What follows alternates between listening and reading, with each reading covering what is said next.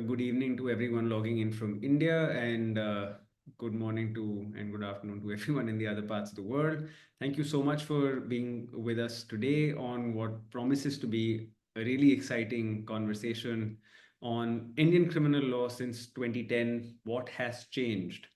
Uh, with me today are four very interesting panelists that are going to cover a variety of topics. But before I get on to introducing them, just a word as to how are we aligned here today and what brings us here today. This is yet another presentation, conversation that is being hosted through the Modern Criminal Law Review.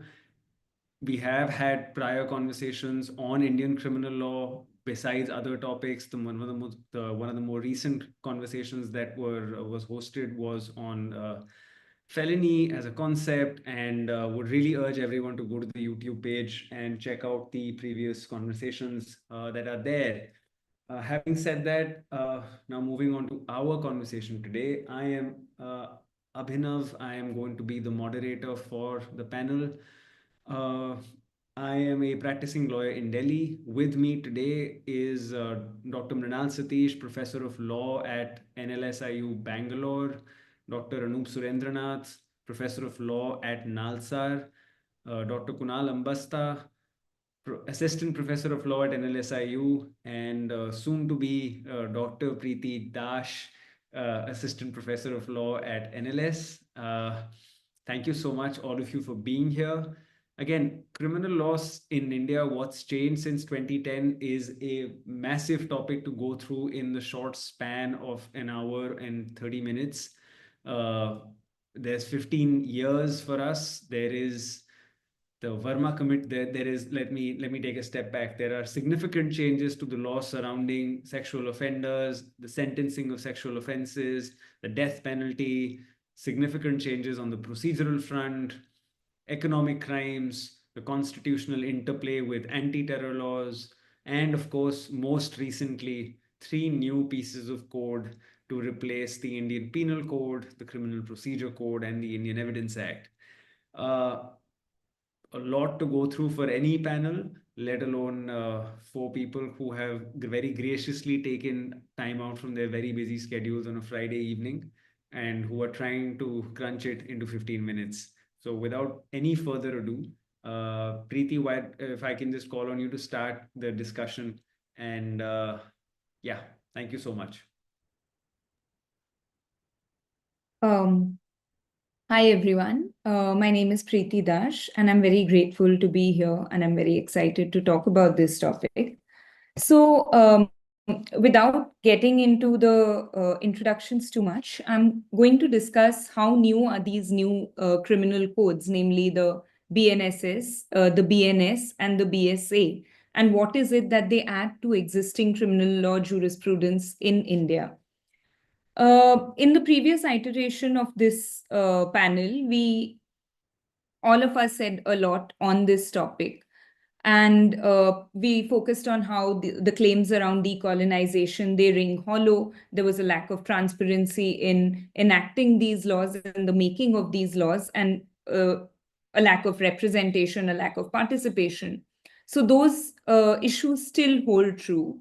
But how do we look at these laws now that they've become, these are our criminal law codes, these are the main statutes that we are going to fall back on. So how is it that we are going to think about these laws? That's something that I'm interested in for this panel today. Currently, I'm doing my fieldwork in the Sessions Court of Bhubaneswar in Odisha. And what I see is a lot of confusion that's playing out in courts. Not so much on the content of these codes, but more around, judges, lawyers, even law clerks. They're all constantly on edge, and everyone is saying, oh, can you please check the corresponding BNSS provision for me for this CRPC provision? Or can you see what is the exact wording in the BNS for this offense? Is there a change? Isn't there a change? So even people who are supposed to be experts, judges, lawyers, they are also constantly a little less than confident when it comes to what they're going to do with this new set of codes. And this is about, I mean, I'm in the trial courts. So probably what's unfolding in the police stations is much more chaotic. And it's probably unfolding much more rapidly there. Um, and I feel that like as I see people like being nervous about these provisions, uh, prosecutors not sure about what they are going to press for and what they are not going to do, I think that itself tells a lot about um, like are these experts, are these stakeholders only looking to compare and find corresponding provisions? If that's what they are trying to do, then can we really call these new laws? Where is the newness in them? What is it that they are bringing to the table that's different? Because there is a lack of clarity about whether it is new or not. But there's also nervousness given, like, the media reports and constant chatter in quotes about, oh, did you see that the BNS does this? Did you ask for longer custody, in longer police custody? Is are magistrates giving more than 14 days of custody now that they have the authority to do so? And magistrates are also not very sure about how they are supposed to go about it because they are not used to it.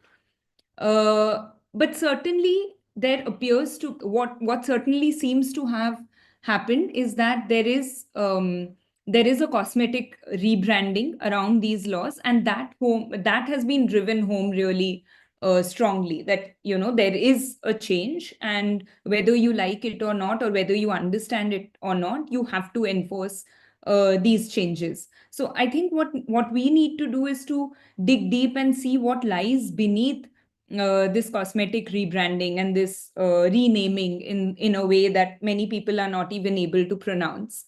Um, and I mean, just to begin, I would like to take the example of the BNS, where there has been a lot of writing around the new offenses, around the reordering of existing offenses, and what is the message that the legislature is trying to send with this kind of reordering, with this kind of new elements that are being brought into existing provisions.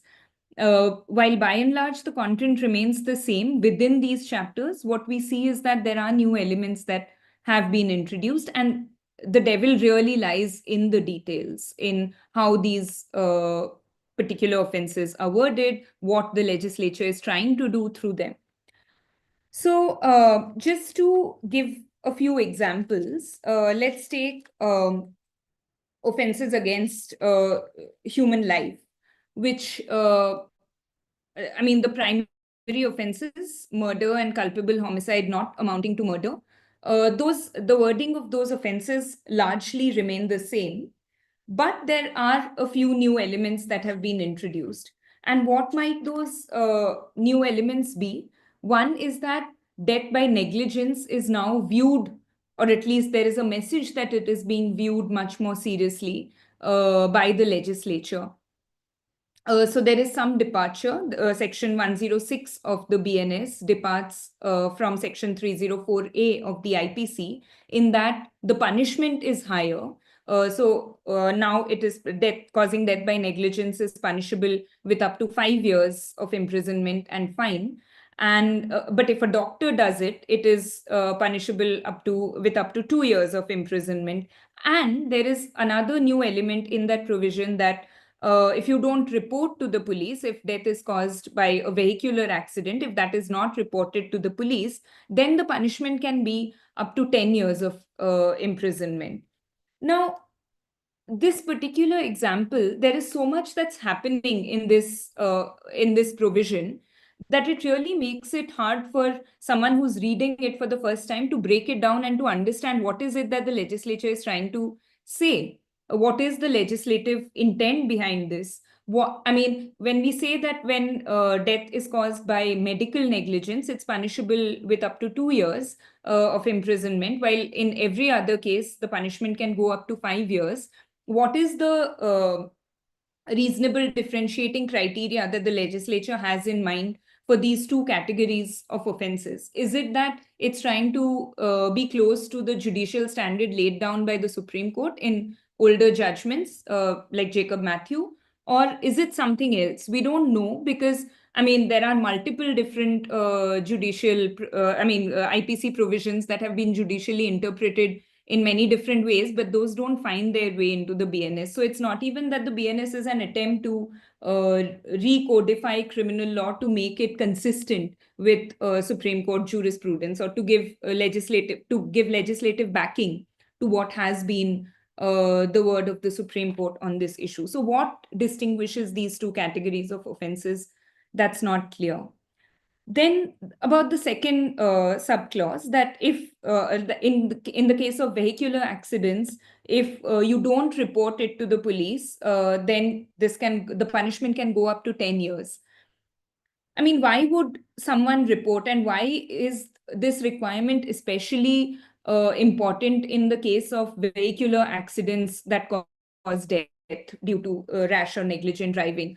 How is the standard different from that of all other criminal offenses that are there in the BNS? And why should it be different? So, what about the offender's right against self-incrimination? Why do they have this additional burden of going and reporting it to the police? Because, I mean, we don't have such a requirement for other kinds of criminal offenses, including murder and culpable homicide not amounting to murder. So what is it? How is this standard really different? What makes this particular category of offenses different? We don't know that. We've not been told that, and there is no clarity. And I mean, also practical problems, like what if the person who caused this death by negligent or rash driving does not actually know that someone died? What if you gave first aid to the person and then later, due to a concussion or whatever medical problem that the victim might be suffering from, they die a few days later? Is there then a duty that every vehicular road accident has to be reported to the police because it might result in death at some point of time? What is, I mean, questions around causation, questions around self-incrimination, all of these provisions are kind of completely turned on their heads in this particular new element that has been introduced into the BNS.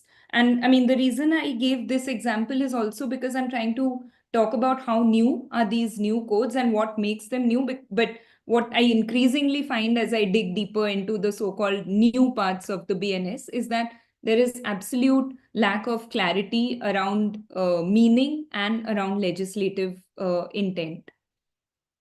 Just a second example, although the legislature does not use the words, media reports and a lot of conversation, academic commentaries around the provision of mob lynching, which has been introduced into the BNS. So what is this provision of mob lynching really?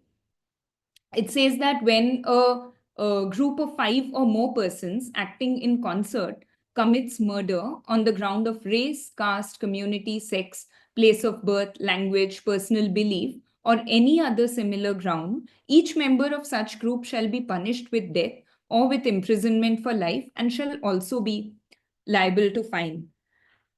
I mean, there's so much happening in this particular provision. There are so many elements that are liable, that can be interpreted in so many different ways. And there's the possibility, the potential for completely, overriding constitutional concerns, completely overriding concerns around group liability, joint liability, which was already prevalent in the IPC. So just to, take some elements of that particular offense, um, what can acting in concert mean, and why is that going to be any different from joint liability as it was there in the IPC earlier? What makes this provision new? What makes it unique? And how is that going to unfold in courts? How are we going to prove acting in concert? Do we need prior, like when we talk about common intention, do we need a prior meeting of minds? Does everyone have to agree to killing or attempting to kill this particular individual on whatever grounds? And what about agreement on the grounds itself. Does every member of this group that is acting in concert have to agree that they are going to carry out this offense based on the racial or caste or personal belief of the victim, or is it sufficient if some of them agree on it? If someone holds down the interpretation can be simple if we say that someone is holding down the arm of a person while another individual hacks them to death, and that they are going to be equally liable. But it becomes much more complicated when we talk about things like someone closing the door or someone standing at the door while the offense is taking place, let's say inside a room, or or a group of people blocking the road where that offense is taking place or is unfolding, or a bystander who is, because so many of these offenses we see take place on roads in the middle of the night. Let's say a security guard for a particular field is witnessing this. Can they also be brought in to say that this person was acting in concert because they did not stop this lynching from happening, this murder or the attempt to murder from happening? We don't know. There is an analogy that can be drawn from section 376D, the provision on gang rape in the IPC, which was introduced in 2013. But there was a deeming provision. There was a deeming clause in that particular provision where they say, the legislature said that every individual who's part of this gang is deemed to have committed that offense. It will be deemed that they have committed the offense of rape, even though they may not have participated in that act in exactly the same manner. But such a deeming provision is not there in this particular provision around mob lynching. So what can that acting in concert mean, and who are these individuals who can be drawn into that group? The second problem with this provision is the language used around race, caste, grounds such as personal belief, and so on. Historically, around the world and even in India, a major problem with enforcing hate crime legislation has been the difficulty in proving motive of the offense before courts. So, when uh, in the US, for example, it has been very difficult to prove that certain crimes have been racially motivated, because the offender is not going to declare before committing the crime that I'm doing this because I hate you for being a black man, or I hate you for being a Jew, or I hate you for being a Muslim. And there are multiple cases in different jurisdictions which discuss how it becomes very difficult to enforce hate crime legislation because no one declares their motive beforehand before committing the crime. And not just in other jurisdictions, but in India as well, that has been a major problem with enforcing the Atrocities Act. So if you look at the work, just to give an example, if you look at the work of Sandhya Fuchs, who has done an ethnography of the Atrocities Act in Rajasthan, she discusses how social boycotts, in the way that they are carried out and the way that they play out, it's so difficult to say that a social boycott is actually an offense under the Atrocities Act, because the language that is used by different the oppressor caste groups, like she talks about the Rajputs in Udaipur in Rajasthan, and she says how the language that they use is that no one is going to be allowed to defecate in a field that does not belong to them, essentially meaning that the Meghwals of that region, the Dalit Meghwals of that region, whose own land was located very, very far away from the village, were not allowed to enter the village to either defecate or urinate. And as a result, they were not even allowed to work in these fields where they had been working historically. But when these groups go and try to register an FIR, the police says, well, they've not said that they are socially and economically boycotting you. You can go and defecate in your own field, which is some 30 kilometers away, and then come back and pursue that work. So where is this, where is this motivation coming from, that this is being done to you on the basis of caste? Because the language used is entirely different. How are we going to ensure that people who kill like groups of 5 or more people who murder or attempt to murder someone on these grounds are actually doing it on the basis of um, that particular on the basis of that particular identity marker.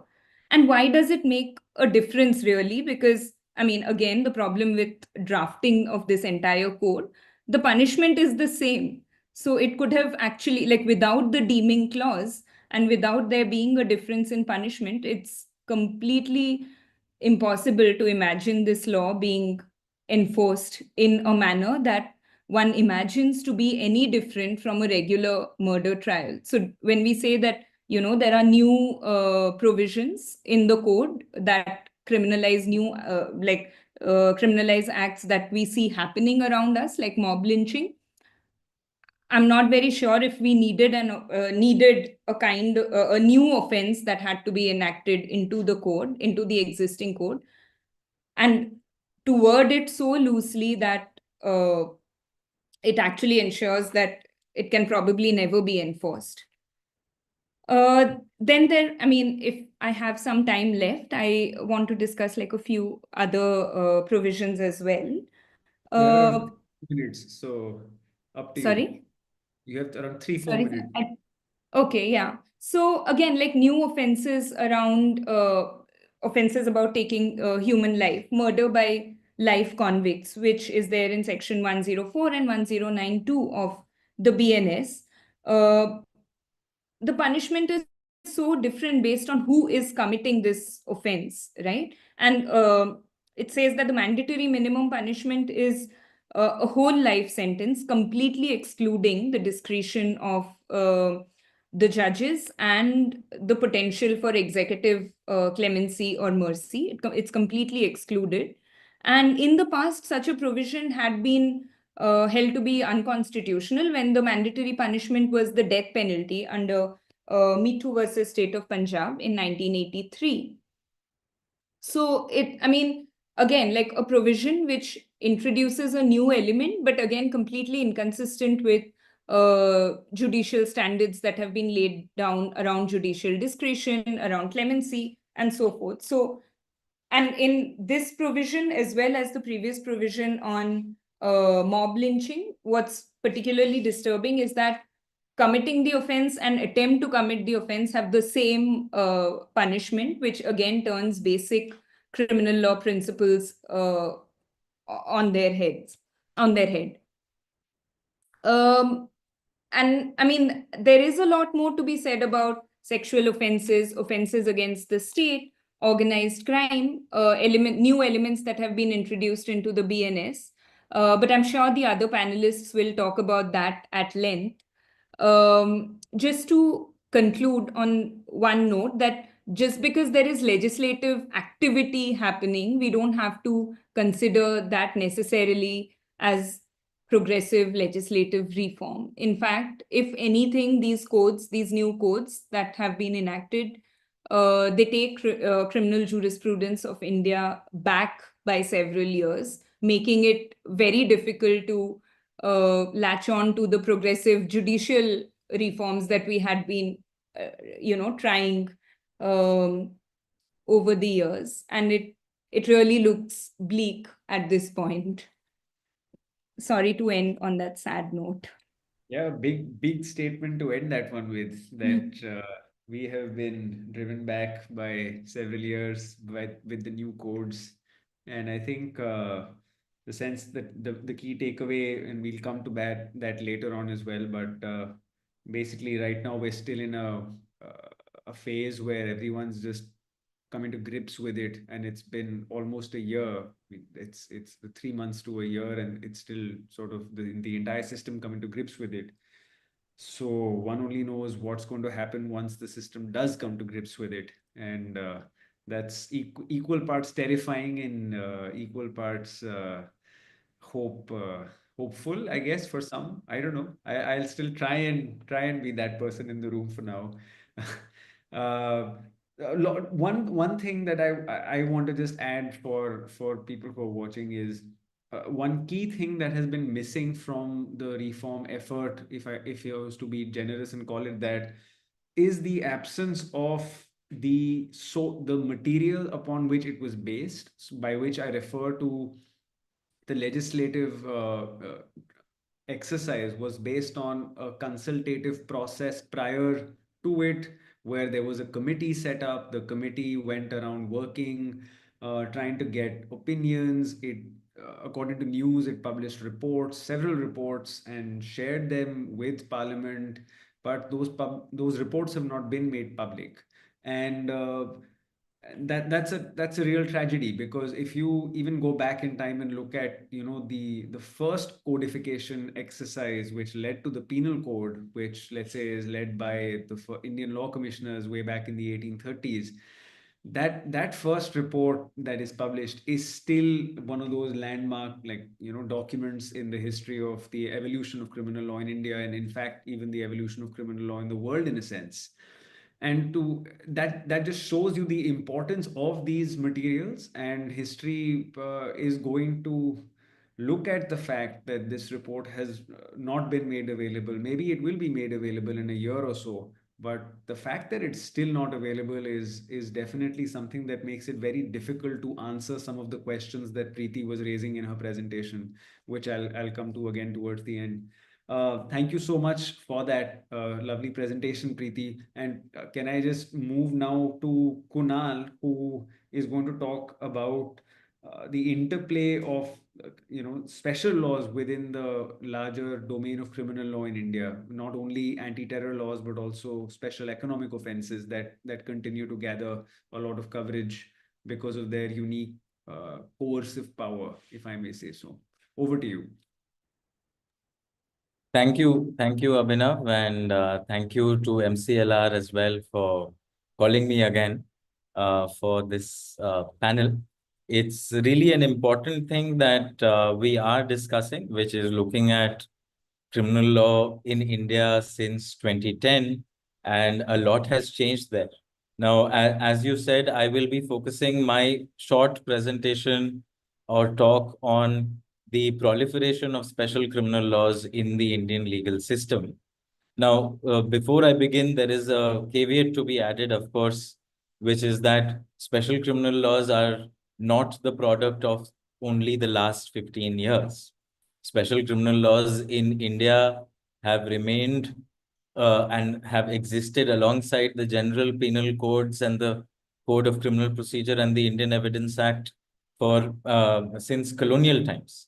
And in fact, one of the things that we should appreciate as Indians is that the special criminal law is the hallmark of colonial legality and colonial legal rule over India, which we have somehow unwittingly and unquestioningly continued through our post-independent legal history as well. But I will look at some major changes in special criminal laws over the last 15 years. And I want to connect it to the general themes of talking about the general principles of criminal law, about rights of due process, fairness of trials, and where we might be headed with this extensive proliferation of special criminal laws that we are now witnessing all around us. And it seems even an attempt to leave legality at certain points of time that we are now seeing being carried out by the executive with alarming frequency.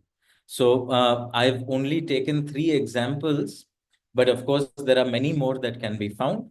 But these 3, I think, are symptomatic and representative of different kinds of things that special criminal laws essentially do, all of them unified by by a single thread. What I also want readers or viewers to think about is the lack of general principle, right, in how these provisions of special criminal laws come to be enacted and what they actually say. So it seems that there is no criminal law principle that is animating what the executive and the legislature is willing into existence today. Now, Professor Ashworth, in his essay Towards a Theory of Criminal Legislation, has talked about this. And he was talking about it in the context of the UK. We are seeing it in India to a far greater degree, is what I would say. So the 3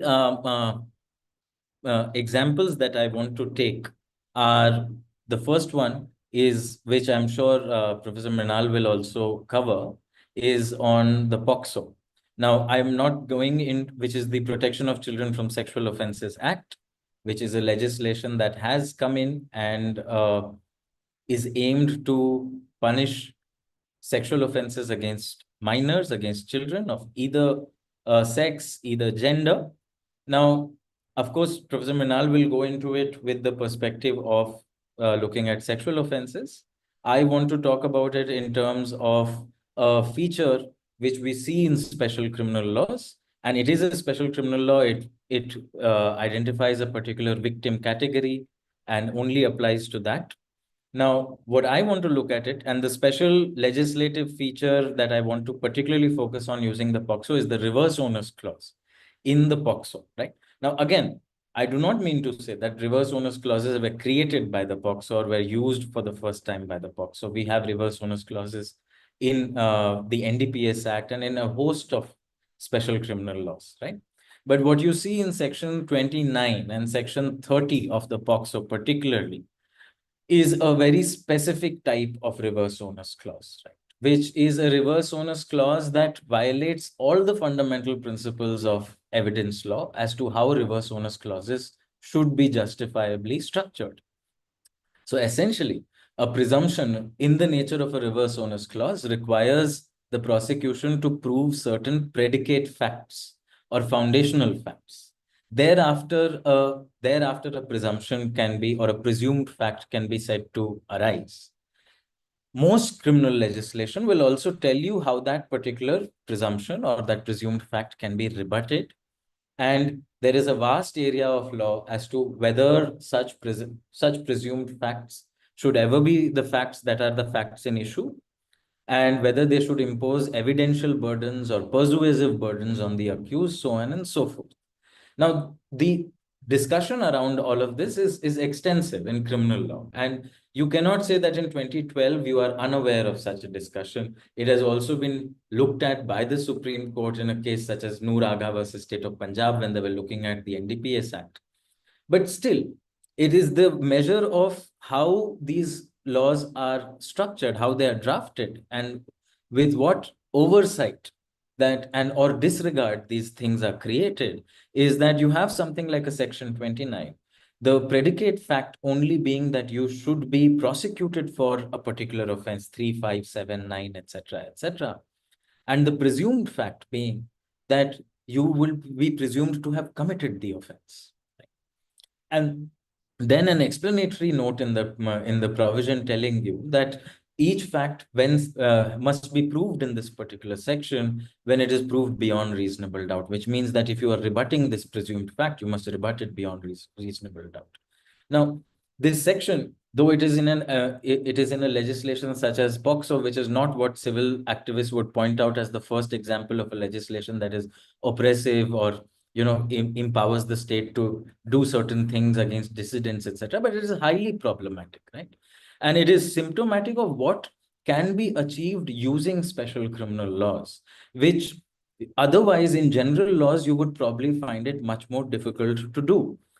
And in terms of both the way it is structured and its effect, it renders an effective defense next to impossible. Now, of course, courts have different high courts. The Calcutta High Court as well as the Kerala High Court, in the case of Justin versus State of Kerala, they have attempted to water down the effect of this presumption, right? So they have said, no, this still means that the prosecution must prove certain foundational facts, and only then the presumed fact is triggered. This is absolutely an inadequate safeguard by the courts, because in doing this, you have also unwittingly eventually you have lowered the standard of proof that the prosecution's burden is to meet. And I don't want to get into too much detail about this particular aspect, but if you read these judgments, the Kerala High Court judgment is Justin versus State of Kerala. I think the Calcutta High Court judgment is Sumit Biswas versus State of West Bengal. I'm not sure. But what you're essentially doing is that you're upholding the constitutionality of these kinds of provisions and doing some kind of a mild rebalancing exercise An exercise at the end of which the state is always left better off than it was without this special legislation, right? And therefore, there is a slow erosion of a basic right of being presumed innocent, because the presumption here is a presumption of guilt. You are presuming that this person has committed the act. It is not a presumption of mens rea, which itself would have been problematic enough, such as in the NDPS Act. It is not a presumption of possession. It is not a presumption of any other relevant fact, but it is a presumption of guilt. And such a thing is achievable by a special criminal legislation, such as the likes that we are seeing. That's the first example. The second example is, of course, this old friend of ours, which is the Unlawful Activities Prevention Act of 1967, but which has been amended extensively. Now, after the Mumbai attacks of 2008, it was amended to become India's anti-terror law. But that is beyond 2010. I want to look at the new amendment, the amendment essentially that allows for the declaration of an individual as a terrorist, right? Which is of much more recent vintage, right? Now, again, what you see the statute doing through this particular amendment, through this introduction of this section, is the executive declaration of an individual as a terrorist, right? With oversight that is only the one that is built in under the UAPA itself. Now, this is again to come back to a similar theme, but in a different way, the short circuiting of an entire judicial finding of, let's say, somebody committing a terrorist act or somebody being a member of a terrorist organization, versus now just the declaration of an individual as being someone who is a terrorist. Now, the colonial origins of such a power should be apparent to scholars of criminal legal history in India. This is symptomatic. This is so similar to the 1908 Criminal Law Amendment Act, which was enacted by the British administration in response particularly to the revolutionary acts of which were taking place at that point of time, particularly in Bengal, which created this, for the first time, this kind of a tribunal, which would not be a court of law, but would pass these kinds of orders designating individuals as particular criminal classes. The entire perspective itself, and here I want to talk about what these special laws do to legal personhood, to an individual under the law, right? An individual who is otherwise under general criminal law, also the recipient of certain rights, also the recipient of certain protections by criminal procedure, which are essentially taken away using these particular laws and designated into someone else. This is a very colonial mechanism of criminal law. It was this that the Criminal Tribes Act achieved in 1871 by designating individuals of certain communities, of certain tribes as people who were born into crime. And I think the UAPA amendment, in subverting the judicial process and making it an executive discretionary led and very mild kind of review or oversight of that, which is also controlled essentially by the executive, is attacking, again, not just the idea of the presumption of innocence, but also all notions of civilized due process, or just the idea of what a person is under this special criminal law. I'm not even going into the question of misuse. Right? And I've written about this earlier. I think the misuse argument is slightly misleading. It's slightly disingenuous.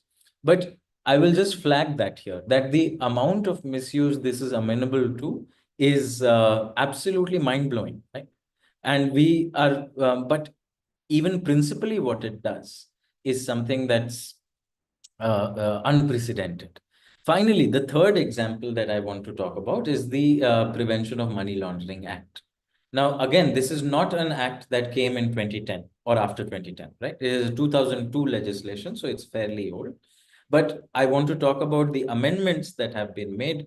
And here I want to talk about the amendments made to the bail provisions, which require the proving of certain, the twin conditions, right? It's the twin condition test, which now requires an accused who might have been detained under the PMLA in order to get bail, to prove that he is not going to commit any offense, right? And that he has not committed a particular offense. Now, this, if you look at the judicial treatment of this particular provision, now we've had a rare example of the Supreme Court saying that this is problematic and that it should not be done. And then you see a reenactment of this, of a modified form of this twin condition, which is now upheld by Vijay Madan Lal Chaudhary's decision, and which is itself under review. Now, to impose such conditions on a person who has been detained and is an under trial or is an accused, and to say that you must satisfy these particular conditions, you may have such conditions also under the UAPA, is again a violation of the general fundamental principles of the presumption of innocence, of detaining someone or making the process itself become the punishment for accused persons under the special law. Now, if one looks at the PMLA, right, it is daily in the news with the enforcement directorate doing something or the other. The Supreme Court has passed a variety of directions. So on arrest by the ED, etc., we are now looking at a very highly dynamic and evolving area of law. However, what I want to look at is what is the intent or what is the thinking behind, let's say, legislative interventions such as this? Why create such kinds of provisions which are so at odds with generally recognized fundamental principles of criminal law?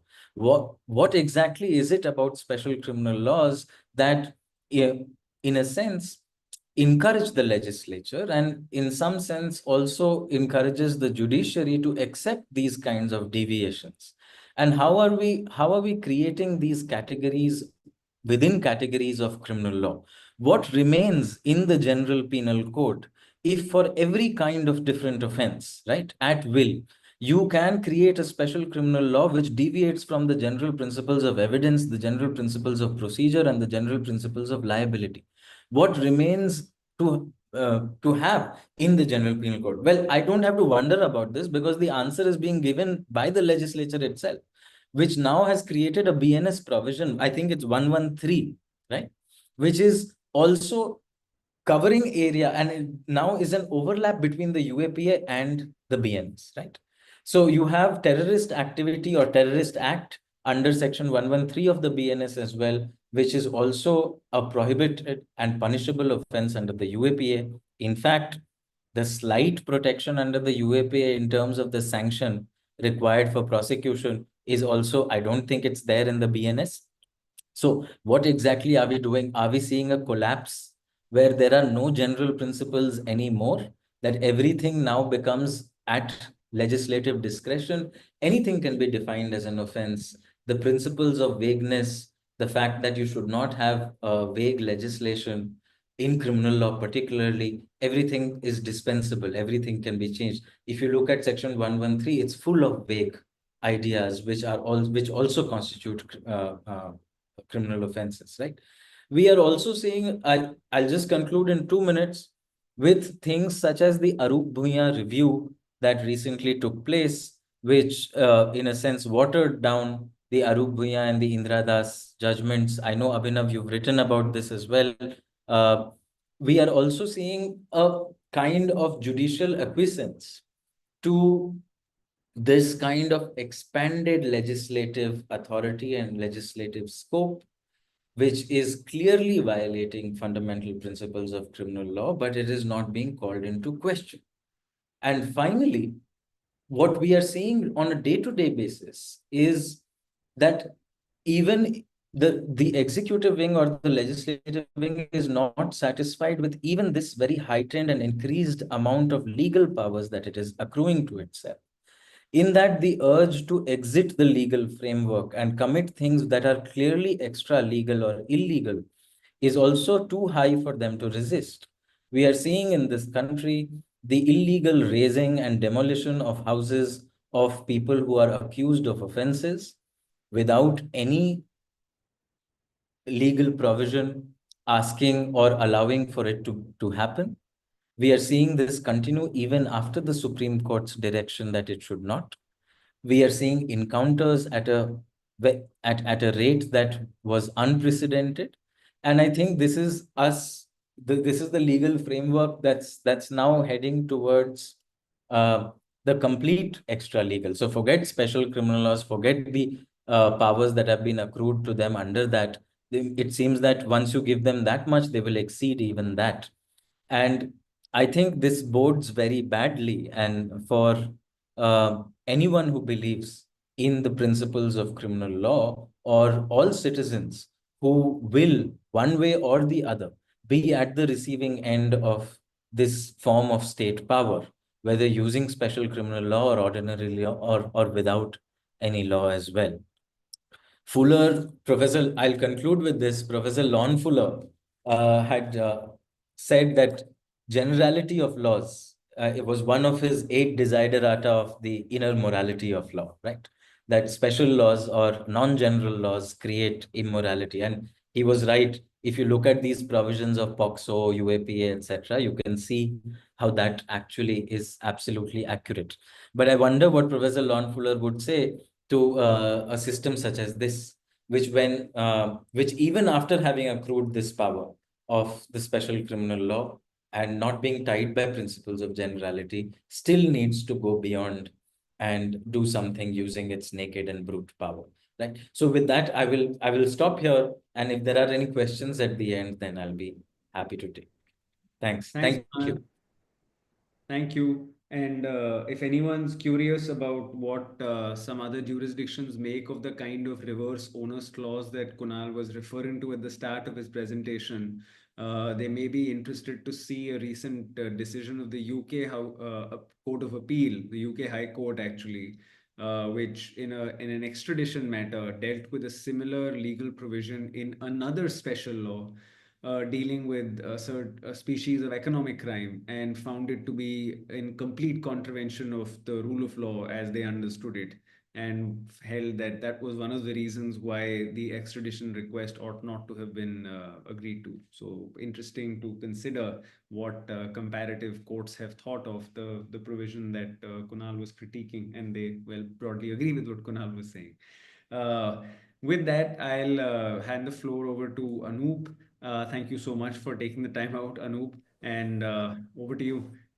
Yeah, thanks, Abhinav, and thanks also to the MCLR for having me, and Preeti and Kunal as well for your very interesting interventions. Much to think about and reflect from the things that you've said.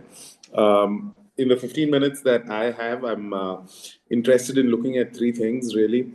One is the constitutional intersections between in what is happening in criminal law and how we must look at the state of constitutional law in that context. That's one of the things I want to look at.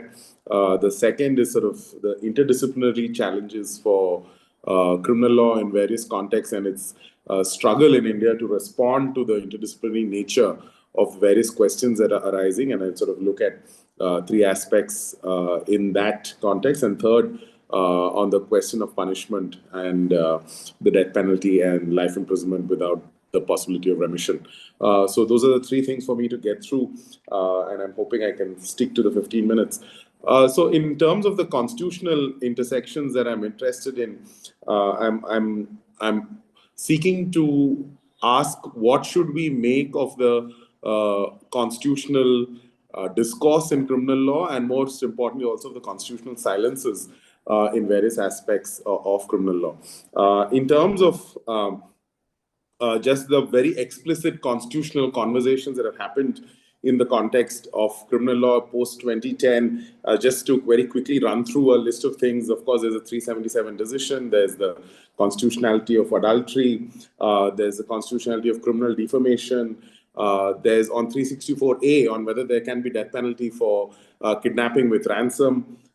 Then there's the suspension of the sedition provision, and then there's a conversation of the marital rape exception litigation that's happening, and of course there's also the constitutionality of the Section 15 of the Juvenile Justice Act, on the preliminary assessment provision. So a wide range of things where there have been explicit constitutional conversations, and I think it's important to reflect on what are the constitutional challenges that are succeeding, and what are the constitutional challenges that are not succeeding, and why that might be so. And it's interesting to see the 377 and the adultery decisions in the decision in Joseph Shine, and one seems to think that I mean, one thing to worry about is that is then the judicial comfort in asking whether whether this is an appropriate realm for criminal law is limited only to when criminal law is seen interfering in the private realm, right? But of course, that is also a conversation that's very complicated in the context of families, and marital rape complicates that conversation. But I think what is evident is that I think the larger tension that it reflects for this intersection between constitutional law and criminal law is that where there is state assertion and there is state power involved, the courts seem to be largely deferential. And I think that speaks to a larger tension in Indian constitutional law of what is the role for the Constitution in this. And I'm not a big fan of yes, I think there is, of course, there is literature that suggests that the Constitution provides that the foundation or the platform for many interests to articulate these challenges and bring in those challenges through the Constitution to check state power. But I think there's a foundational challenge that the Constitution plays a legitimizing factor for exercise of state power. And I think that's something that we really need to start grappling with, that the Constitution, the way the Constitution is imagined, even in its birth, is seen as something to construct a coherent, united Indian state, and is seen, and there is that writing around the fact that the Constitution is not really a all-out liberty-furthering document, right? It is very much a document that is meant to construct and preserve the Indian state, right? And therefore that larger tension in constitutional law, be it on other questions of federalism or other questions, I think is very much playing out in the context of criminal law. And we need to start thinking about the limited ways in the Constitution is coming to the aid in many of these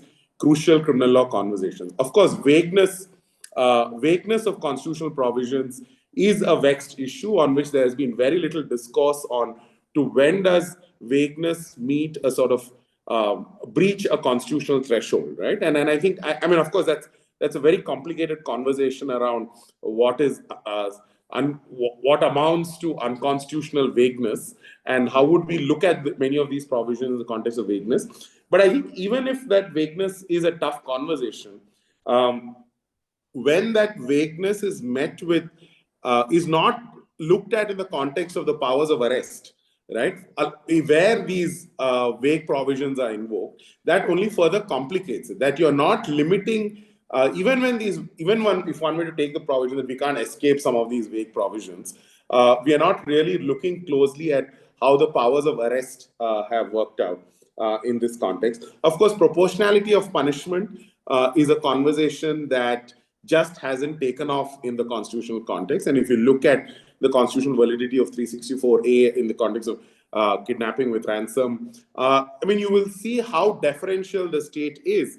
And of course, in the legislative expansion where we are in sexual offenses, we are now at a stage where there is a death penalty for non-homicidal child rape, right? That is a sort of expansion of punishment that is happening, right? And I think, I don't think any of us here would have any hope that if the constitutional validity of death penalty for non-homicidal child rape were concerned, that the court will not uphold it on the ground of proportionality, right? And I think the proportionality conversation in the context of constitutional law is particularly weak. And I think the larger points that I think Kunal was also speaking to, it is very striking to me, especially in the context of the kind of laws that we are seeing around presumption of innocence and the reverse burden of proof, how constitutionally non-rigorous is the discourse around presumption of innocence, right? I mean, in that sense, I'm not sure what we should make of Noor Agha in that context, right? In that context of the reluctance almost to call it a fundamental right and call it everything else except a fundamental right, right? And we still don't have that very fundamental constitutional discourse on what constitutes presumption of innocence in the Constitution of India. And I don't think that is by chance. I think it's very deliberate in the larger rule, that in the larger context, that we say that vagueness around such a fundamental protection is deliberate, I would think, to sort of facilitate that state power.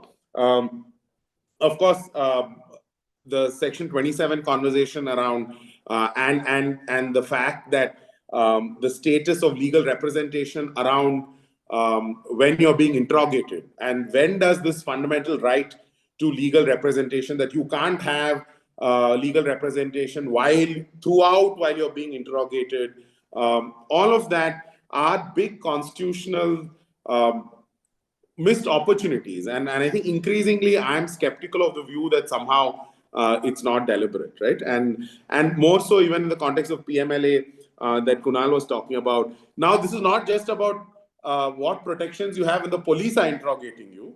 You are now seeing this extending to supra-police officials, right? They're not even being called police, right? Or there's a reluctance to call them police, and therefore there's a further watering down of these constitutional protections, and it has been striking in the last few years how unwilling the court has been to, on the one hand, I think it fits that there are these onerous reverse burden clauses and extremely difficult bail provisions across NDPS, POCSO, UAPA, all of these things. And yet the court is not that willing to counterbalance that with a right to a speedy trial with some teeth, right? That I think that even if one were to say that the courts were deferring to the legislature on these reverse burden clauses or the bail provisions, the court's failure to give effect to the fact that you then better well finish the trial in a reasonable period, neither are you saying that, and neither are you pushing back against the reverse burden or the onerous bail provisions. And that failure to give teeth to what might be an effective speedy trial as a way to check the operation of these bail and reverse burden clause, again, is a constitutional silence that has... Abhinav, how much time do I have? Sorry. You have 4 minutes, so don't worry about the time. We'll cut down on questions. That's fine. But please go on. This is yeah. Now, on the struggle of interdisciplinarity, I just want to say that Section 15 of the Juvenile Justice Act on preliminary assessment of which 16 to 18-year-olds must be tried as adults for heinous offenses. I just think it just hasn't received the kind of critical attention of what is happening to Section 15 on the ground, of how are these determinations being made that with 16 to 18-year-olds, and it is the questions that the law is interested in. I don't think the science can answer, right? And the question of, did you understand the nature of it? Was it, all of those questions that the law is interested in. And the law wants those definitive answers from science. And therefore and we just haven't asked the questions of when so-called experts or social workers or mental health professionals are answering these questions, what's the validity of that practice in which you are answering these, and how are you making these determinations? And can you actually, is the state of knowledge in such a way that you can actually make these determinations, right? And I think that has disastrous consequences, especially when you're sending children into the adult system. And I think that's the same for when you're looking at questions of competence to stand trial or the insanity defense, or looking at mental health considerations in sentencing. What the law wants and what that particular scientific field can answer are at very different stages of development, right? And I don't think that tension in interdisciplinarity has really played out, and much more so in forensics. Even with the new laws, we are seeing an expanded role for forensics, and the state of and I must say much of my knowledge around this is from my colleague Shreya Rastogi, and so I'm just narrating what I have heard and learned from her, right? In terms of, there is no clear clarity on who is an expert, who should we call as an expert, right? What amounts to a science, right? And given the state of how Section 45 has been looked at of the Indian Evidence Act and its corresponding provision in the Sakshi Adhiniyam, and given the fact that questions of admissibility are not really in play, something like forensic odontology, how do you challenge that in a court of law, that forensic odontology is not a reliable science, right? And what amounts to a science? And you have that conversation in the US around Daubert and all those standards that have developed as to what is a science, what can you call as a scientific method. And here you have all sorts of things: mud analysis, shoe print analysis, all sorts of dodgy science that is entering in our courtrooms in the name of forensics. And the moment you label it forensics, it's like it's end of the conversation. We just have to accept that report, that whatever comes in. So one is scientific validity, and even where the science is valid, we just haven't pushed the boat out enough on whether, even when the science is valid, is the actual implementation of it in actual cases scientifically rigorous, right? So that and the exemption for experts from being called and being cross-examined has only widened in the new laws under 329 and 330. And I think that the right to confront witnesses against you is further being watered down in the new laws. So I would say on interdisciplinarity, these challenges. Very quickly on the death penalty, and I know Abhinav wanted me to speak. I mean, I just quickly want to say this very simply, right? It's a slightly complicated picture since since 2010, I would think.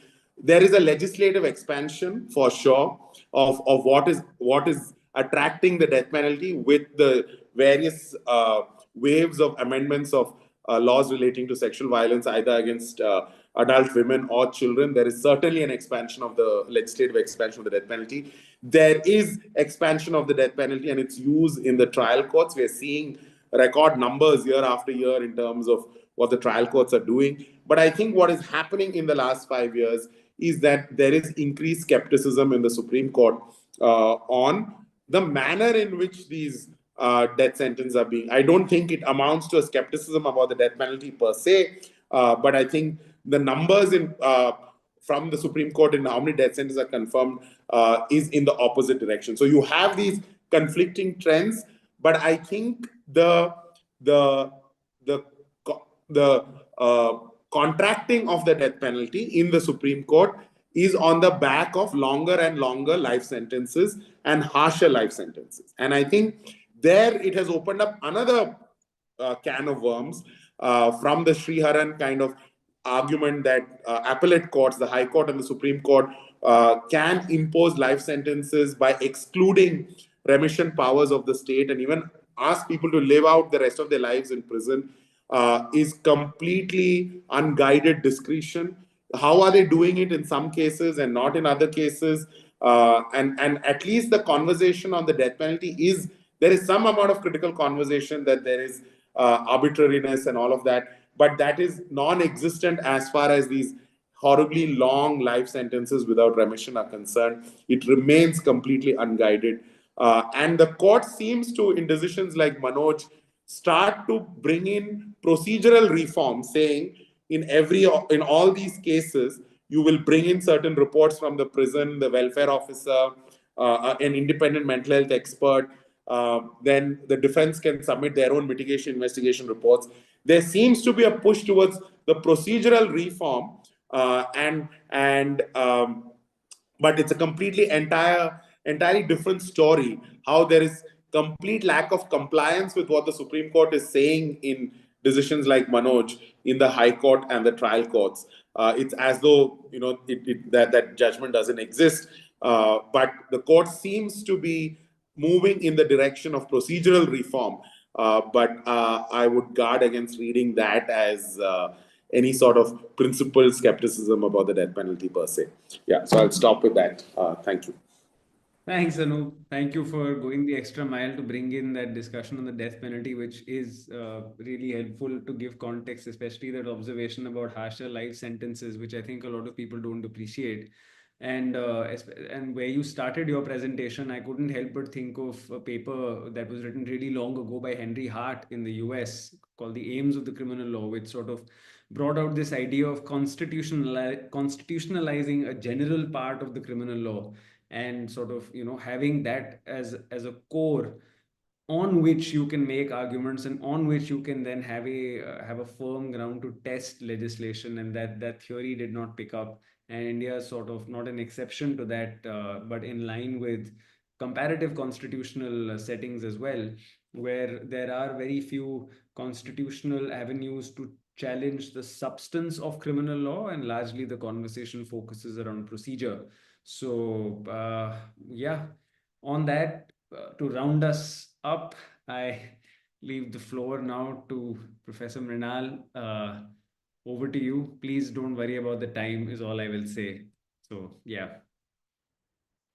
Thanks, Abhinav, and thanks to the MCLR for having me here again. Kunal suggested multiple topics that I will cover. I will cover a few of them as we go forward. What I'm going to speak on, or what I've been requested to speak on, is on what changed in sexual offenses between 2010 and 2015. And as all of us know, quite a lot changed in 2013, as Abhinav mentioned in his initial comments as well. So let me try and focus on some of those issues. Of course, even if I don't bother about time, I don't think I'll be able to cover all. So I've picked a few of them to talk about. And that also ties in with what all three of my fellow panelists have already spoken, be it on the question of the POXO Act, or be it on the BNS and some of the things that have been introduced, BNS and BNSS, on sexual violence or sentencing, as Anup rounded us off about. Yeah, so as we know, the focus of the 2013 reforms to the criminal laws was on making the criminal justice system more accessible to victims of sexual violence, and that was the framework within which the Justice Verma Committee made its recommendation. So that was the idea that as we are amending the CRPC, as it was then called, or the Indian Evidence Act, as it was then called, that it should go in that direction, where earlier you had people facing all sorts of barriers in courts, in police stations, when they tried to register a FIR or on sexual violence in police stations, of course, and during the trial process in court. So that was the idea of the amendments, of the suggested amendments. Now, again, as most of you, at least who are familiar with the Indian context, would know, that a lot of recommendations of Justice Verma Committee were not accepted in the context of the Indian Penal Code, or were accepted and tweaked around to look like something completely different from what the committee had suggested. But the procedural amendments nearly went through as the committee had suggested to both the CRPC and Evidence Act. So what were those steps? I think very briefly, questions of different methods of registering FIRs, recording of statements by police, magistrate trial processes to ensure there's no re-victimization at each of these places, including during the trial process, right? So that was the entire focus of those amendments. Now, just to first talk about what the BNSS does. One of the things that both the BNS and the BNSS articulate is that its focus is to become more victim-centric. And the BNS talks about making it more victim-centric with respect to offenses against women. And they ostensibly achieve that by moving offenses against women to the earlier part of the BNS, not from section 375 up to section 63. And hence achieve this objective is what the statement of objects and reasons very clearly articulates. So, but if you were to look at the BNSS, my argument would be that it's not really achieved that goal of being victim-centric. It's just said, but it doesn't do that. Why I say that is when you look at even the ways in which a FIR can be registered. Right now, you have your zero FIRs, your EFIRs, and I see all of these probably as attempts or whatever as being attempts, or as articulated rather as attempts to make the system easier for victims. But of course, the devil lies in the details. And you look at the detail, you see it actually become tougher to register a FIR in some of these contexts. So it's not as if it's become easier. In the process of, in the trial process, again, the Verma Committee recommendation, which was accepted by Parliament, was on the usage of past sexual history. Section 155, subsection 4 of the Indian Evidence Act, which permitted past sexual history to be asked in cross-examinations, was of course repealed way back in 2003. But there were remnants of questions relating to past sexual history in the Indian Evidence Act, which were all removed in 2013. Now, I'll discuss some of this slightly later in a little more detail. Now, what has the implication of some of these changes been? And I talk about the implication of making the criminal justice system more accessible to victims of sexual violence. And at the same time, another important amendment was introduction of section 166 capital A in the Indian Penal Code, which essentially said that if FIR on rape is not registered by a police officer, or investigation doesn't happen properly, then you can prosecute these police officers, and punishment, if I remember correctly, was 6 months of imprisonment. I very distinctly remember that when this provision came in, I happened to be doing some police training at that point of time. And one of the predictions that the police officers there said was, look, nobody is going to be convicted under this provision, which is the truth at this point of time, 12 years later. But this is actually going to lead to something else, which is registration of what they said was, there'll be FIRs registered and you'll see what will happen. Why I say that is we have an unexplained, in the last 12 years, an unexplained increase in breach of promise to marry cases. And I know Preeti has been doing a lot of work on this. Now, how do you explain this sudden increase in breach of promise to marry cases after 2013?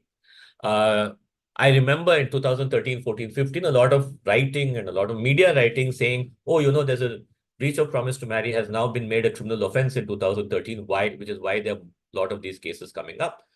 I think this has been one of the reasons for this could be the fact that now police are more keen to register FIRs and are more keen to register FIRs where they don't need to investigate. And this is the perfect case where you don't need to investigate because the parties are conceding to the fact that there has been sexual intercourse. The question comes down to whether there was a promise or not, on which you can't possibly investigate, right? So you have that as one possible explanation. The second explanation, which is a positive explanation, is now women think that they can approach police, come to police stations, register FIRs. So the question of what is rape, what is not rape, with the breach of promise to marry, is rape or not, is that whatever very nuanced legal question, which they're not completely bothered about. They're looking at the police as a manifestation of the state. So they want justice from the state. So they're using these provisions. What that also then led to, I think this is something that we discussed in our previous webinar, was enactment of section 69 in the BNS, which now brings in something rape by deception and brings in breach of promise to marry and says that deceptive sex will be whatever Section 69 is. But one important thing that section says is that this does not amount to the offense of rape. So you have now created a second category where you say breach of promise to marry basically means deceptive sex, which is not amounting to rape, which is a conceptual problem because if there's deception, there's vitiation of consent. If there's vitiation of consent, that is rape, right? You can't say that it doesn't amount to rape and provide a lower sentence and say this does not amount to rape. But this provision appears to have been justified by the number of breach of promise to marry cases that we've been seeing over the last 10, 12 years. Connected to this, as I spoke earlier, is the question of past sexual history. Now, rape shield laws, as they are called in other jurisdictions, you have different models. One model of rape shield laws is where you say no sexual history will ever be brought into a criminal trial, which is the model that we have now. Now, there are jurisdictions which say that in questions relating to interpretation, factual interpretation of consent, it is important to bring in sexual history if the couple has been in a, or if it is a couple who has been in a consensual sexual relationship and there's a complaint of rape with respect to one instance, and the accused should have a right to bring in a past sexual history to argue that this is the way that consent was given between them. So that may become important actually in these breach of promise to marry cases if we actually get into that legal question, which of course most of these cases don't, right? But if we want to get into that legal question, this is something that may become important. Now, like Anup said earlier, the big charming new thing is forensics, right? So we will have forensic scientists in every crime scene in the next 5 years, and they will collect forensic evidence, and we will have, again, as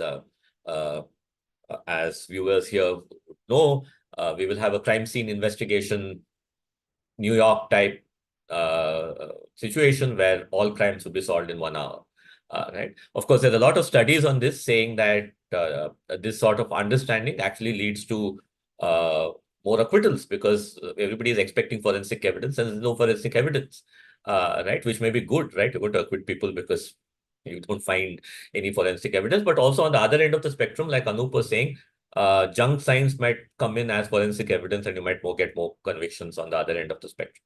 But having said that, in the context of sexual violence, you may not get any forensic evidence, right? So then that doesn't mean that there's been no crime. So I anticipate this to happen, and we've seen that happening in context of medical examination in the past, of looking for medical evidence, not finding it, and saying there's no this was consensual or there was no sexual intercourse here at all. Now, this also gets to the broader point of the expansion of the definition of rape to go beyond penile vaginal penetration. And what forensic evidence are you going to find in other forms of penetration, right? And so, again, the emphasis on forensic evidence in sexual violence cases, I think, is actually counterproductive. It's actually terrible and which lead to women not being further believed when they make complaints of rape. Okay, so to get to the next question, that is on questions relating to the expansion of definition of rape. As Kunal mentioned, the POCSO Act comes into focus here because what we have as the definition of rape in 2013, which is exactly what we have in the BNS now, was not the formulation of that offense as recommended by the Justice Verma Committee, but was taken from the definition of penetrative sexual assault in the POCSO Act, right? So with that definition, a strange definition that's actually fit for offenses against children, sexual offenses against children, being put into the IPC and now the BNS, you do have a lot of confusion around what some of those things mean, right? And is that even possible? And I think if you look at statistics of rape cases over the last 12 years, other than penile vaginal penetration or possibly digital penetration, you're not really don't have any other cases. And that's possibly also because of the fact that people haven't understood what these provisions are about. Even in spite of various trainings in different parts of the country, I think there's just no education around how to understand these laws. And then we had the BNS completely removing Section 377 of the IPC. So in the process, not covering non-consensual sexual acts between people, with anybody who's not the male or female, right? And then that came to the fore in this. Of course, it was an earlier case in this Chhattisgarh High Court decision that we had a couple of months back on marital rape and whether forced anal sex, for instance, would get covered under the marital rape exemption. I remember this was an argument that was also made before the Delhi High Court during the marital rape hearings that were happening, where one of the arguments by one of the petitioners was precisely this, that 376, the marital rape exemption in 376 applies to 377 as it existed then as well. Now, if 377 gone and it's only 376, I think legally people could make that argument, and and courts may accept that argument going forward. We also have the age of consent and the POCSO question, right? That where the age of consent was raised to 18 from 16, and on one end of the spectrum you have breach of promise to marry cases, and in POCSO you have 16 to 18 age group consensual cases, right? So if we look at what happened in the last 15 odd years, you frankly are seeing cases which are not rape, or cases which are in POCSO which are consensual. These are the cases that are actually in courts. So the cases where it is a question of a non-consensual sexual act are not in courts. They're getting flooded out by cases which are not rape. And I think that's a big matter of concern. And what the legislature focused on is something that we should be worried about. Then we have the question of definition of consent in the IPC. This was, again, a Verma committee recommendation, which was taken verbatim. It's been around 12 years now. And I think the understanding and the definition, the models of consent have changed in other jurisdictions as well. So it might actually would have been an appropriate time when the BNS came in to actually relook at that definition, which was not done, or maybe fortunately not done. So we could that's something to look at, especially in the Indian context, with the Farooqi judgment coming in and completely turning that definition on its head, and no real Supreme Court jurisprudence on it going forward, with Farooqi now being more than 8 years old. I think that's an interesting question to also think about, how the definition of consent came in and what's happened there. In the context of non-penetrative sexual acts, two offenses, voyeurism and stalking, the same thing, the voyeurism and stalking were offenses, those definitions were required at that point of time because there was nothing to deal with the instances of voyeurism and stalking. But again, those definitions are slightly dated. They were in the context of, again, other models like in the UK at that point of time. There's, of course, been major law reform in the UK around the definition of voyeurism. The entire question being that the way voyeurism is defined in the BNS flowing from the IPC and how it was defined in the UK Sexual Offences Act, if I'm not wrong, was this entire question of expectation of privacy and the argumentation of whether there's an expectation of privacy in a public place. And how do you interpret questions of that? So, for instance, in the UK context, with a situation like upskirting, in the public space, one of the arguments that courts accepted was that there is no expectation of privacy in the public space, and voyeurism is in a private space, not in a public space. Some of those arguments are possible under the voyeurism section in the BNS. So again, some of those things are fit to consider. I think I've taken nearly 15 minutes, so I'll conclude with one last point, and it takes from where Anup also ended, is on the question of sentencing. And we see this mindless increase of maximum sentences in the context of sexual violence, going up to imprisonment for natural life, to death, and increase in maximum sentences at the same time, increase in mandatory minimum sentences and removing sentencing discretion of judges, right? And obviously we'll see two things happening, something that Preeti studied and written about, that higher acquittals happening because of the fact that judges don't want to sentence someone to 20 years. So they're looking for proof beyond all doubt to convict individuals, or people getting convicted and getting that mandatory minimum sentence.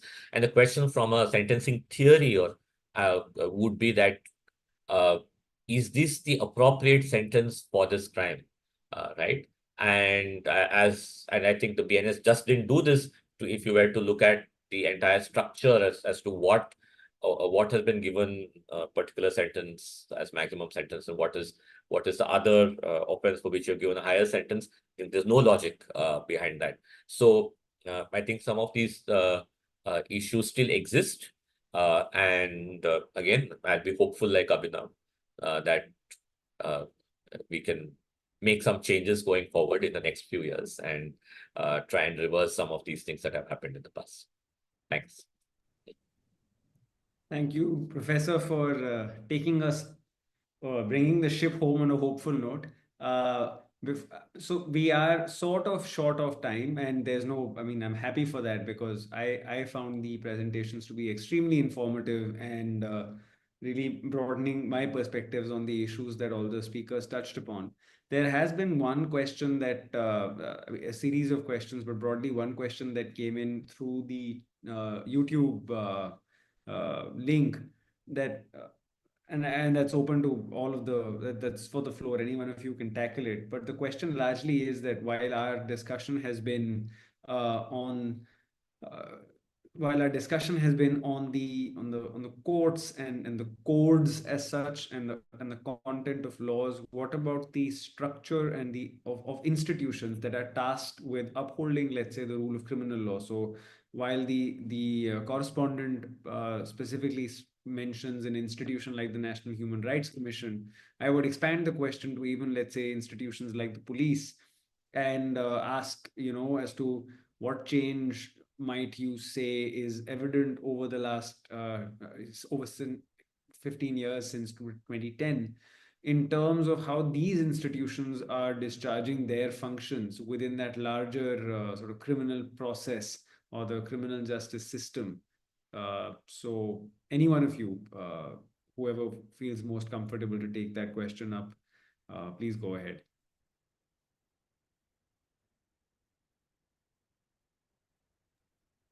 Abhinav, can you just sort of repeat that? Didn't completely get.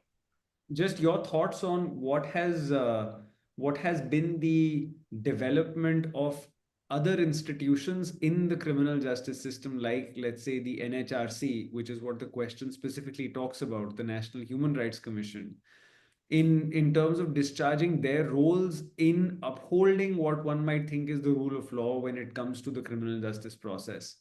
And I think the question sort of expands to even other institutions that might be there that are sort of functioning together. So I know that in Anup's presentation, it sort of gets touched upon when you think about experts, because if you think about it, forensic experts are, that is one way to think about that body as well.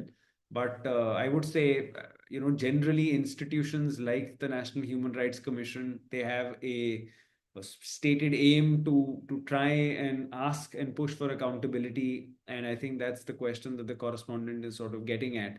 So any one of you who just wants to touch upon that briefly in terms of your review of what you think, or in terms of your experience.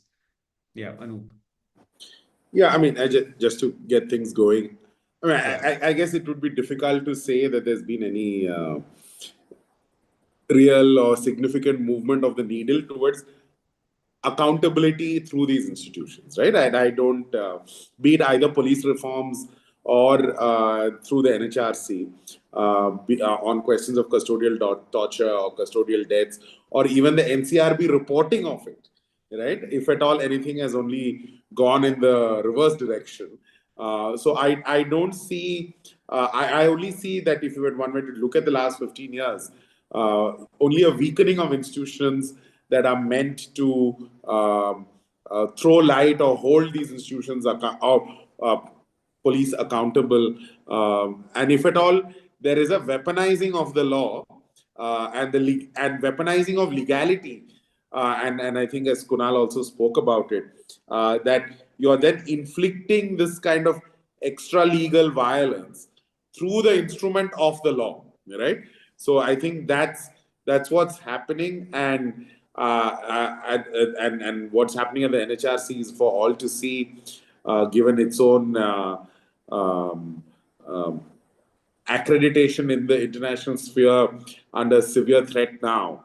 What has happened with successive NHRC chairpersons is so. Yeah, I don't see a hopeful story there at all in the last 15 years, or even in the reasonable future. Yeah. Yeah, I think that satisfactorily answers it, Kunal. There's a specific question that's coming for you, so I just want you to focus on that. It's flowing from your presentation. So this has come from Madan. He's posted saying that the space in the YouTube chat box was too small for his question, so he's sent it to me separately.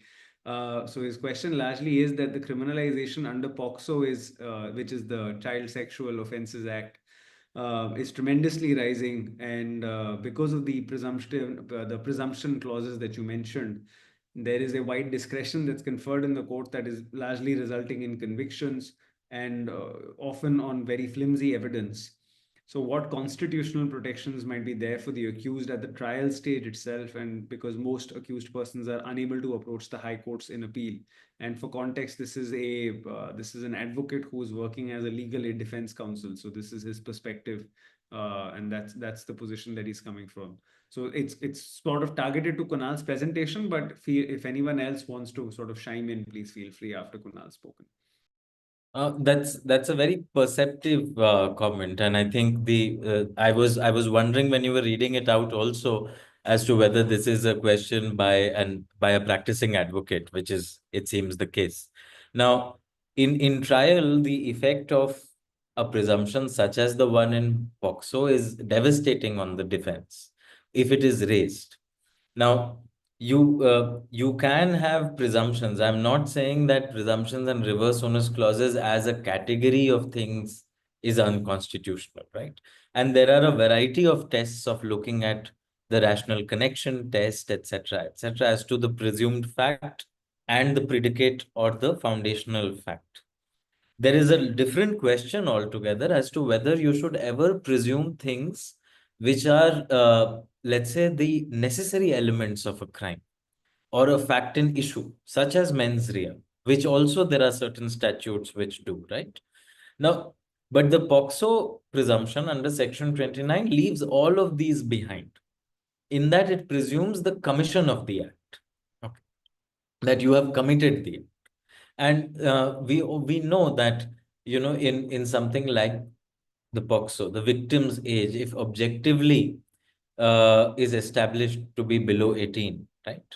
We can't really argue consent, etc., as a defense lawyer, because there cannot be consent. And I'm not talking about the usual gray area cases, etc., that we are seeing.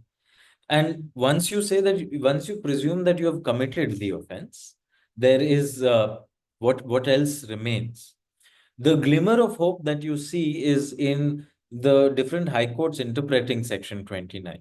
So you have Justin versus State of Kerala, which is a very important judgment in that Justin gives an illustrative list of what must be the foundational facts that should be proven by the prosecution, right?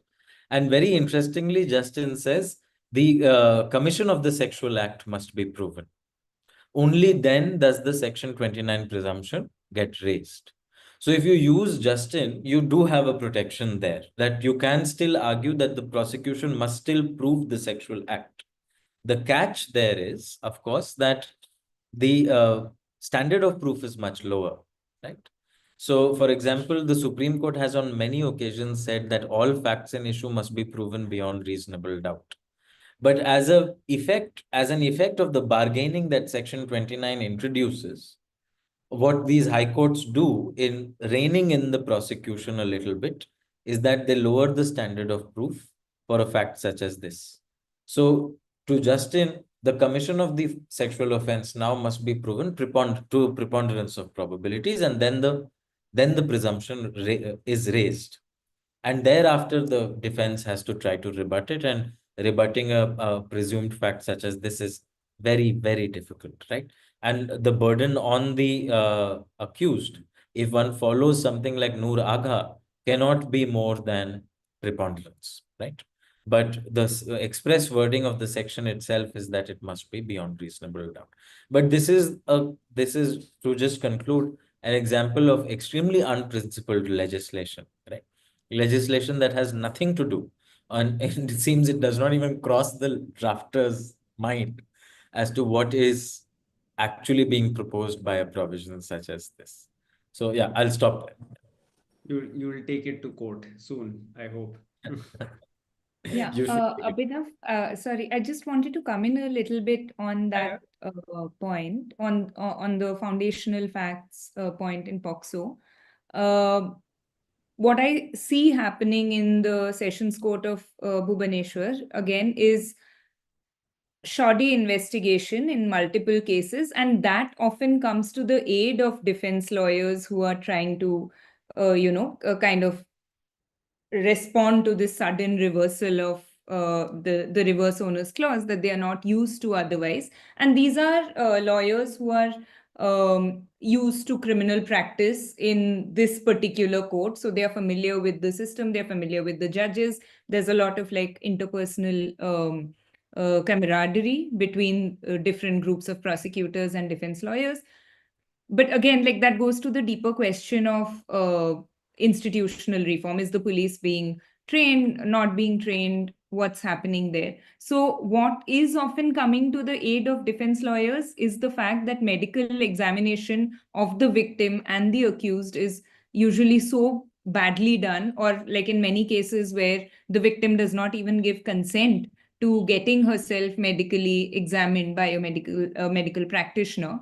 That is what is like what Kunal was saying, that unless you are able to somehow show that the sexual act never took place, or there's nothing to show that the sexual act took place, it's only then that the defense is able to come in with a strong case to show that, this is actually not something that the reverse onus clause should pass on to the defendant.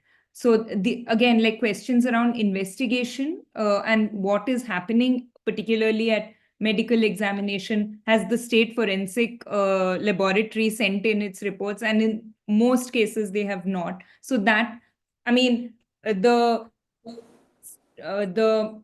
stringency of this reverse onus clause is somewhat diluted at the trial stage when investigation is really poor, or when institutions are not functioning in the way that the legislature imagines that they will. So that tells you like the problems with the criminal legal system are actually at multiple levels. Like no institution is functioning in the way that it should, and therefore like it raises even more serious questions about how are we introducing these punishments, these extremely long punishments, sentences, like procedural, removing procedural protections and so on.